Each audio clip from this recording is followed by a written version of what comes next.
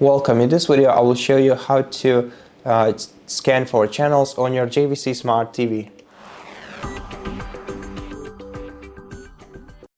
First of all, you're going to have to make sure that either your TV cable or your aerial is configured with your TV. Make sure that it's plugged into your TV basically.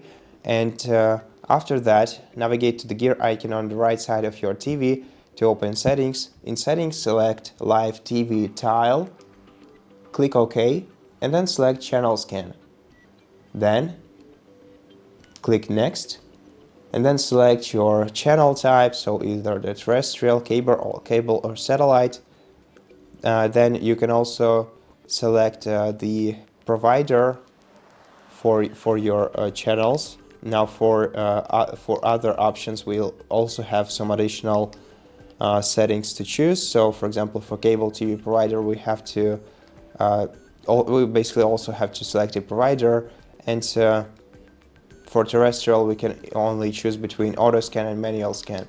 So let's select terrestrial and let's perform an auto scan. Now the scan will begin, and you will be able to track the progress.